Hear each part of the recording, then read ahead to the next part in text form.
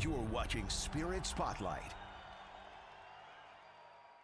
What's up, everyone? Mark Pearson here for Spirit Spotlight. I'm joined by play-by-play announcer Dylan Clark, and 5-game losing streak right now for the Spirit, but there are some positive takeaways. What has this team kind of seen in that 5-game stretch? Well, you know what, it's been a tough batch of hockey, that's for sure, but you know what, they've all been pretty close games, and you know, we're going to get Dima Zilkin back off his suspension here pretty soon this week. Hayden Barch comes back as well. So you had two pretty seasoned players and an offensive talent like Zilkin. You know, those 1 goals that we were a little shy over the last little bit, they should come back in relatively short order. So you get some of the frustration out, you get some of the kinks out. The guys are hard at work behind us right now, so it should set up a pretty good week here, 2 games at home. And you talk about those prospects. There's a couple guys going to go to the prospects game. Elaborate a little bit on that. Yeah, so second Connor McDavid OHL top prospects game in Peterborough coming up in January. Igor Barabanov, Stepan Shurgin, and Nikita Klepov are all going from the Spirit as top prospects for this year's NHL draft. They're all in different spots too. It's pretty cool because Klepov's in his first year of NHL draft eligibility. Supposed to be a first-round pick. Barabanov and Shurgin have been NHL draft eligible for a couple of years. They're having their breakout seasons now here in Saginaw. after coming over from the USHL, coming over from Russia. So it's cool to see them get those breakout years and get that recognition that they've been deserving of for the NHL draft as it comes up pretty close. So that's a month off for those guys. They're gearing up for that. It was good news for them. And speaking of prospects, Zane Parekh, Michael Misa will be playing in World Juniors, or competing at least. That's got to be an exciting moment for those two representing their country. It is, and it's fun to get an excuse to talk about those guys. That's right. No, they've been having great years. I know for both Michael and Zane, they're coming back off of injuries. They've been playing at the NHL level, and you know, doing us proud here in Saginaw. And it's good to see them finally get that opportunity at World Juniors, because Zane got added late last year after there was an injury. He made it into camp, didn't make the final roster. I know that was disappointing for him. Michael didn't get the call last year. Hockey Canada felt he was a little bit too young.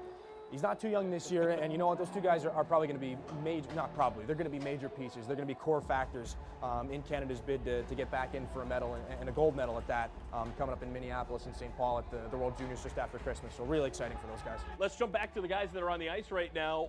What is Coach Laz seen maybe from this group that they need to improve in order to get this losing streak snapped in the next couple of days? I think it's a lot of little things. I mean, just the details, moving the puck out of the defensive zone. It's not quite the speed that I think that this team has been used to in the last little while, and you know, that's something that it doesn't just appear overnight. You got to work at it, and we're 31 games into the schedule right now. Guys are taking big strides, and you're ironing out some kinks. You see some mistakes that pop up in games that, again, they don't happen quite as frequently when you've got 10 NHL drafted players on your roster.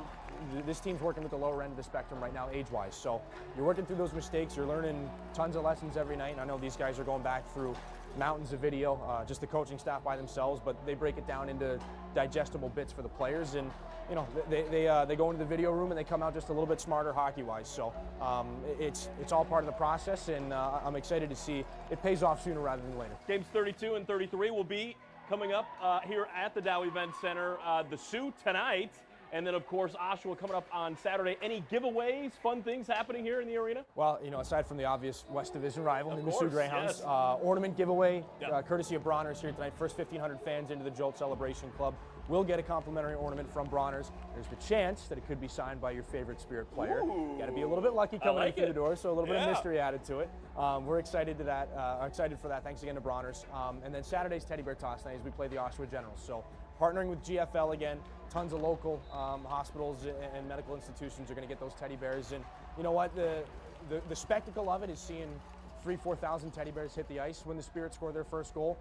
The other end of it that not everybody's going to see is, you know, the one-on-one aspect of it, when a kid that needs it, a kid that could greatly benefit from a smile when they're at the doctor or whatever at this time of year, they get that teddy bear, and it's just that extra boost that they need. So excited for that aspect of it. Excited for the cascade of teddy bears, yes. for sure, but the one-on-one aspect of it as well. That's always an electric night, so we'll look forward to that. Dylan Clark, play-by-play announcer, thank you so much for joining us. Appreciate it.